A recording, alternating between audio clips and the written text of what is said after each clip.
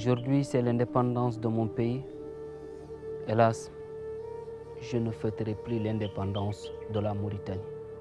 Tout simplement, si ce jour revient, c'est un moment de recueillement et de deuil pour ces milliers de soldats tués un peu partout en Mauritanie. Vous me dites de fêter, alors que 28 novembre, 28 soldats négros ont été exécutés sommairement. Vous me dites de fêter, je piétinerai une philosophie, je piétinerai une communauté, je piétinerai une vision. Fêter 28 novembre, c'est trahir sa conscience. Et trahir sa conscience, c'est vivre dans l'obscurité.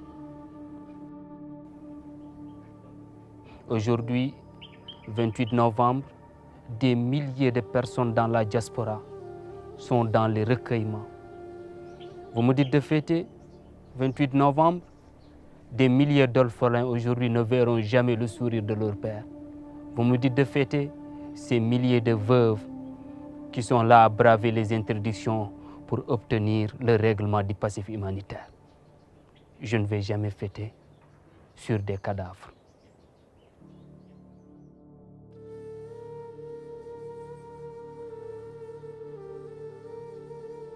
« 1989 me rappelle d'une enfance volée. 1989, j'en ai encore le souvenir frais. Je me rappelle lorsque les soldats sont venus dans mon village. Je me rappelle ce jour de fête de Tabaski où tous les musulmans devaient être heureux. Je me rappelle de ce vieux qui devait quitter sa maison. Ce vieux qui va quitter sa maison en laissant tout derrière lui. Je me rappelle ces militaires qui ont pointé des armes. Je me rappelle de voir mon père qui est parti de sa maison. On nous appelle pour nous dire c'est l'heure du départ. Deux options se posaient. Nous tuer ou nous jeter dans l'autre rive. Hélas, Dieu en a voulu ainsi. On nous a jetés vers le Sénégal. Je me rappelle d'un oncle avec qui j'ai eu l'estime honneur d'être dans sa famille, sa philosophie, son éloquence. Lui du nom de Bokar Diop, rentrant fraîchement de la France avec mention très bien. Quand je le vois aujourd'hui dans le village de Tekan, hélas, le regard que je portais sur lui, ce regard a beaucoup changé. Aujourd'hui, je vois une personne, une victime de l'État.